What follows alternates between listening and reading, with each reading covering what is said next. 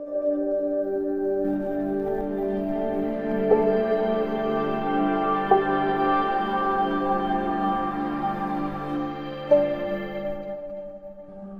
Hallelujah hallelujah. ओ अनुग्रहकारी दयालु पिता परमेश्वर, राजाओं के राजा और प्रभुओं का प्रभु का हम धन्यवाद करते हैं। सचमुच तो अद्भुत जीवित पराक्रमी और महान अति करुणा में परमेश्वर ने, जिसने आकाश और पृथ्वी को बनाया और सचमुच मनुष्य को अपने ही स्वरूप में बनाकर सचमुच अपनी महिमा को प्रकट किया। ओ पिता, हम तेरी आकाश में होशाना और तेरी कारीगरी के लिए तारीफ करते हैं।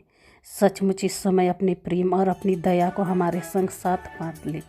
प्यारे प्रभु जी, हम तेरा धन्यवाद करते हैं। आज का विषय है चिंता। मेरे प्रियो, आज का विषय है चिंता। यह हमारे जीवन का अभिन्न अंग है।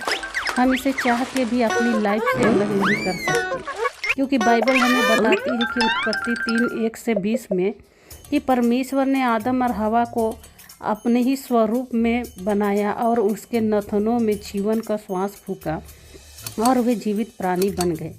फिर उन्हें एक बहुत सुंदर वाटिका में रखा, जिसे अदन की वाटिका कहते हैं।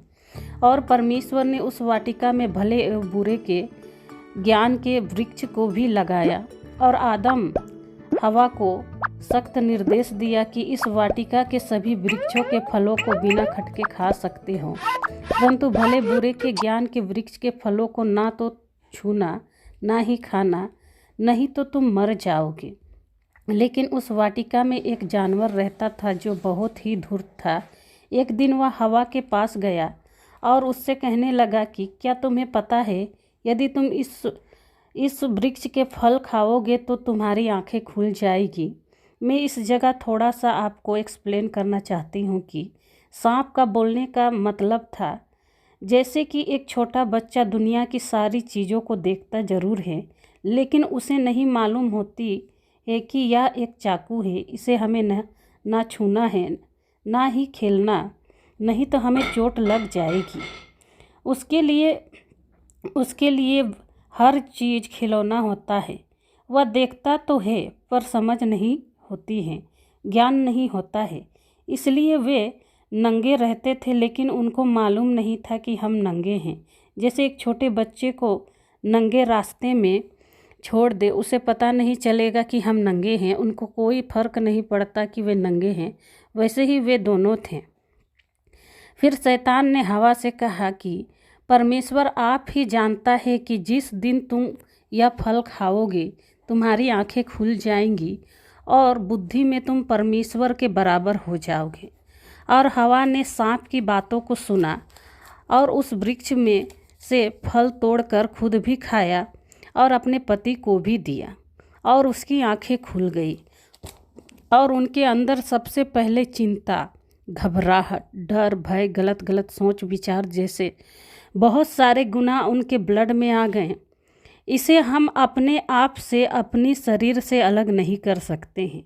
आज इंसान बच्चे पैदा कर रहे हैं, लेकिन क्या बुढ़ापे में उनके बच्चे उनको काम आते हैं? नहीं। यही माता पिता नहीं खा के बच्चों को खिलाते हैं, नहीं पहन के बच्चों को पहनाते हैं। यही माँ बचपन में अपनी छाती से लगाकर दूध पिलाती है, लेकिन जैसे ही वे बूढ़े हो जाते हैं हमें उनको छूने में भी घिन आती है। तो मेरे प्रियो, चिंता हमारे ब्लड में ही है। मैं अपनी गवाही बताती हूँ कि मैं बचपन से ही बहुत चिंता करने वाली लड़की हूँ। हमेशा मुँह बना के रहती थी। खुद खुश रहना मुझे आता नहीं था। हर चीज़ में चिंता बचपन से ही मुझे सोचने की आदत थी। बुजुर्गों की तरह छोटी छोटी बातों को सोचती रहती, यह कैसे होगा, वह कैसे होगा, क्या करेंगे। दूसरी यह थी कि मेरे अंदर डर बहुत था। मुझे हर समय अंदर ही अंदर डरावने ख्याल आते रहते थे। जब मैं रास्ता चलती और आगे से ट्रक आता, मुझे ऐसा लगता कि अब यह मुझे टक्कर मारेगी और मैं मर जाऊंगी। यह सोच के ही मुझे बहुत डर लगता था। हर समय मुझे ऐसा लगता था कहीं मेरी माँ मर गई तो, दादी मर गई तो, मेरे भाई बहन मर गए तो।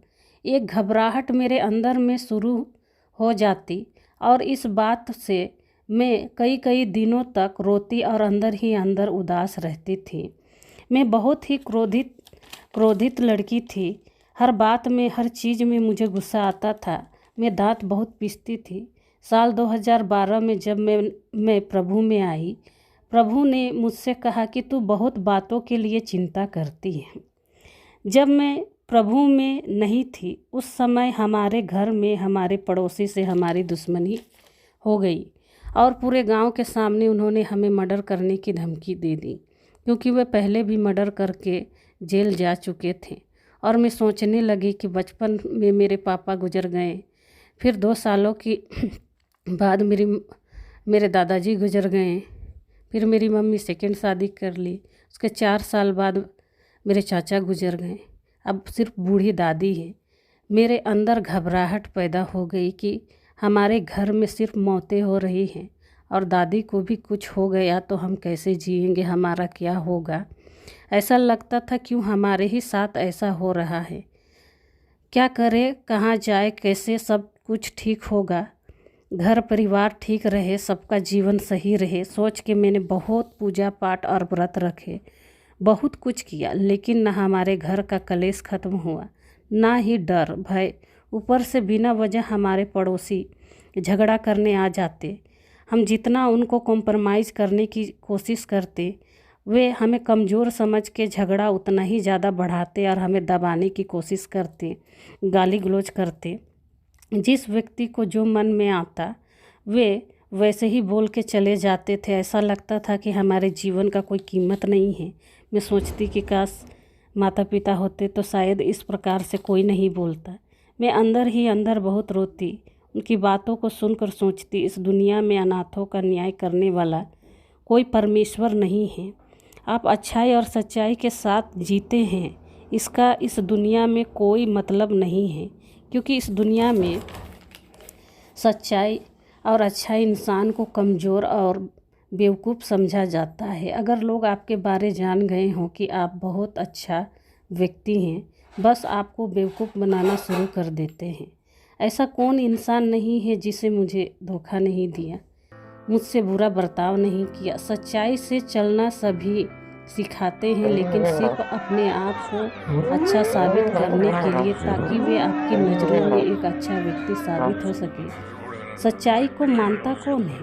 कोई नहीं, सिर्फ यह एक शब्द है जिसे बोलना कंपल्सरी है। मेरे प्रिय, जब हमारे पड़ोसी से हमारी दुश्मनी हुई और बात मर्डर करने तक पहुंच गई और बहुत परेशान हो गई कि फिर से एक बार हमारे घर में मौत का साया मंडराने लगा है। मेरे मन में घबराहट पैदा हो गई और डिप्रेशन में चली गई। लग रहा था कि मेरी पूरी बॉडी में टेंशन के कारण लकवा हो गया और ऐसा लग रहा था। उस दिन मैंने सभी की आवाज़ से प्रार्थना की, रोई, कुछ जवाब नहीं आया। मैं निराश होकर सोचने लगी कि कोई परमेश्वर नहीं है। उस दिन मैं बहुत रोई। उसके दूसरे दिन मुझे यहोवा परमेश्वर ने जवाब दिया। दूसरे दिन लगभग 7 बजे मैंने आंखों को बंद करके खड़ी हो गई, स्वर की ओर हाथों को उठाकर और कहा, हे यीशु, मैं तो आपको नहीं जानती, लेकिन आज आपको पुकार रही हूँ। सुना है कि आप शांति देते हैं, मुझे भी शांति दीजिए। और सचमुच परमेश्वर का वह अनुग्रह, वह पवित्र आत्मा का एक भारी अभिषेक मेरे ऊपर उतरा और मैं पवित्र आत्मा से भर गई और मेरा पूरा शरीर पसीना से भीग गया। उस समय मेरा शरीर सभी चिंता, परेशानी, जो कुछ मेरे अंदर चल रहा था, जो कुछ मैं सोच रही थी मेरे भावनाओं में, जो कुछ मेरी चिंताओं में था, मैं उसे समझ रही थी कि यह मेरे शरीर का एक हिस्सा है, यह स्वाभाविक नेचर है। लेकिन मेरे प्रियो, मैं बताना चाहती हूँ कि यह स्वाभाविक नेचर नहीं है, यह शैतान के द्वारा दिया गया वह नरक की प्रताड़ना है, वह बीमारी है जो हमें कैद करके रखती है और हम उसी में मरते हैं। क्योंकि परमेश्वर ने कहा था कि जिस दिन तुम उस फल को खाओगे, निश्चय है तुम उस दिन मर जाओगे। और सचमुच जिस समय आदम और हवा ने उस फल को खाया और उनका डीएनए समस्त मानव जाति के शरीर में, उनके ब्लड में आ गया, और हम सोचते हैं कि यह हमारा क्रोध करना स्वाभाविक नेचर है, गाली देना स्वाभाविक नेचर है, सभी चीज़ें स्वाभाविक नेचर है। लेकिन मेरे प्रियो, मैं बता देना चाहती हूँ कि ना तो अडल्ट्री करना, ना दूसरी स्त्रियों को छेड़ना, दूसरे के पत्नियों को बुरा नज़र से देखना, क्रोध, हत्या, लोभ, लालच यह हमारा स्वभाव नहीं है। यह हमारे स्वभाव में परमेश्वर ने इन बातों को नहीं बनाया है। इसलिए परमेश्वर ने कहा था कि जिस दिन तुम उस फल को खाओगे उसी दिन मर जाओगे, और वही मृत्यु पूरे मानव जाति में है। आज मनुष्य का जीवन जो है, करोड़ों रुपया कमाते हैं, लेकिन उनके अंदर चिंताएं और परेशानियां, व्याकुलता, कमजोरी और बहुत सारे गुप्त साइन, गुप्त पाप है, और वे उससे आज़ाद नहीं हो सकते। कुछ ऐसे पाप है जिनको वो बता भी नहीं सकते, और ऐसी चीज़ों से वे पीड़ित हैं। आज लोग 1 लाख का पलंग तो खरीद लेते हैं, लेकिन उनको शांति कहाँ है। लोगों को मन पसंद वस्तु चाहे खाना भी मिल जाए तो उनको शांति कहाँ है? कहीं भी नहीं। आज लोग खाना खाने के द्वारा उनके ब्लड में शुगर आ जाता है, उनको लकवा हो जा रहा है, उनको पैरालिसिस, बहुत सारी चीज़ें हो जा रही हैं। तो लोग इस सब चीज़ों से क्यों परेशान हैं? तो मेरे प्रियो, सचमुच आज हम सब कुछ को सोचते हैं कि यह हमारा स्वभाव है, लेकिन यह हमारा स्वभाव नहीं है। जिस समय यहोवा परमेश्वर का पवित्र आत्मा का अभिषेक उतरा, मेरे अंदर से वह सारी डर, चिंताएं, लड़ाई झगड़ा, अडल्ट्री से लेकर हर एक चीज़ मेरे अंदर से ख़त्म हो गई, और मेरी आत्मा उसी घड़ी फ्री हो गई। और मैं सोचने लगी कि अब मैं सोच भी रही हूँ तो वह सोच मेरे अंदर बिल्कुल भी नहीं आ रही। मैं जो कुछ भी करना चाहती हूँ वह चीज़ मेरे अंदर नहीं, बल्कि मैं बहुत ही शांति और बहुत आनंद पूर्वक हूँ। और सचमुच परमेश्वर कहता है कि मैं आपके शत्रुओं का शत्रु और द्रोहियों का द्रोही बनूंगा। मेरे प्रियो, सचमुच परमेश्वर ने उस समय, जिस समय हमारी दुश्मनी हुई, और परमेश्वर ने वचन दिया कि यदि तुम अपने अपराधियों को क्षमा करोगे तो मैं भी तुम्हारे अपराधों को क्षमा करूंगा। मैंने 4 साल उनके लिए आंसुओं से रोकर दिल की गहराइयों से प्रार्थना की, और आज वे परमेश्वर पर विश्वास करते हैं। आज वे मेरी प्रार्थनाओं पर विश्वास करते हैं। 4 साल के बाद वे हमारी कलीसिया में आकर प्रार्थना पूरे परिवार सहित कि यार आज भी उनकी प्रार्थना होती है। तो मैं प्रभु का धन्यवाद करता हूँ कि वे कहते हैं कि मैं तुम्हारे दुश्मनों के आगे तुम्हारे लिए मैच तैयार करूँगा। और सचमुच यहोवा भला और सच्चा परमेश्वर है। आज भी मैं परमेश्वर की उपस्थिति में बैठती हूँ, और परमेश्वर का उपस्थिति मेरे अंदर के हर एक बातों को, जो मुझे गुनहगार साबित करती है, उन बातों को मेरे अंदर से ख़त्म कर रही है। और फास्टिंग प्रेयर के द्वारा और परमेश्वर को अपने समय का दशवांश चढ़ाकर मैंने परमेश्वर को प्रसन्न किया है। और आप भी परमेश्वर को प्रसन्न कीजिए, उसके निकट आइए। वह सचमुच अनाथ और विधवाओं का परमेश्वर है, और यह बाइबल में लिखा हुआ है। आप एक बार परमेश्वर से मांग के देखिए। आज बहुत सारे लोग हैं, वे कहते हैं कि हमारे साथ अन्याय हो रहा, लेकिन एक बार जीवित परमेश्वर को आप बुलाइए और देखिए कैसे परमेश्वर आपका न्याय करते हैं। तो चलिए इस समय हम प्रार्थना में जाते हैं। Hallelujah, hallelujah, hallelujah. वन सा रा रा रा रा रा रा रा रा रा रा रा touch be healed in the name of Jesus Christ. तमाम प्रकार के शुगर की बीमारी से आजाद हो जाओ। जो हॉस्पिटल में है इस समय, जो आईसीयू में है, सचमुच परमेश्वर उनको आजाद कर रहा है, उनके अंदर एक नया जीवन को दे रहा है। ओ पिता, जिनकी किडनी, लीवर सड़ चुकी है, यीशु मसीह के नाम से जिनका लंस सड़ चुका है, आज स्वर्ग से एक नया लंस, जैसे भजन संहिता में कहता है कि सचमुच परमेश्वर ने मनुष्य को बनाया, और उनकी हड्डियां जो दिन प्रतिदिन बनते जाती थी, बनने से पहले परमेश्वर की पुस्तक में लिखी हुई है, और आज परमेश्वर उसे दे रहे हैं। यीशु मसीह के नाम से अंधे, लंगड़े, गूंगे इस समय देखने लगे, बोलने लगे, चलने लगे। यीशु मसीह के नाम से मुर्दे जी उठे। Holi ghost fire. ओ पिता, सचमुच तूने 4 दिनों के मरे हुए मुर्दे को जिंदा किया, वैसे ही आज उनके नथुनों में जीवन का श्वास, प्राण चला जाएगा प्यारे परमेश्वर, और जी उठकर वे जिंदा परमेश्वर की महिमा करेंगे। आज लोग लोभ, लालच, चिंता, परेशानी, लड़ाई झगड़ा, विपत्ति, दुश्मनी, मर्डर केस के जैसे और पुलिस केस और कई प्रकार के अपराधों के बीच में है, लेकिन परमेश्वर पर विश्वास करो, अपने दिल को फिरा। परमेश्वर आज आपको उन चीज़ों से आजाद कर रहे हैं। आज लोग गुनाह में जा रहे हैं और कहते हैं कि काश कि इस गुनाह से हम छूट सकते, लेकिन हाँ, परमेश्वर आपको जवाब दे रहा है कि हाँ, परमेश्वर कहता है कि जिस घड़ी तू विश्वास करेगा और अपने दिल को फिराएगा और परमेश्वर को देगा, उसी घड़ी तुम्हारे ऊपर के पुलिस केस खत्म हो जाएंगे, उसी घड़ी तुम्हारे ऊपर के हर एक कोर्ट केस खत्म हो जाएंगे, उसी घड़ी तुम्हारे जीवन से वह अपराध चला जाएगा। ओ सा रा रा रा रा रा रा रा रा रा रा। जिनके संतान नहीं है सारा के समान उनको संतान दे।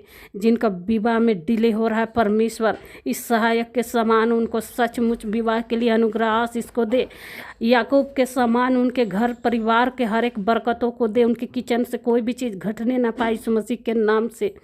सचमुच उनके काम धंधा और आशीष और बरकतों को खोल दे यीशु मसीह के नाम में। ओ सा र र र र र र र जो विश्वासी है परमेश्वर उनके विश्वास को बढ़ा। जिनको बुद्धि की कमी है उनको बुद्धि दे परमेश्वर। आज उनके जीवन में अद्भुत चिन्ह चमत्कार कर वे परमेश्वर के अद्भुत कामों को देखने पाए यीशु मसीह के नाम में।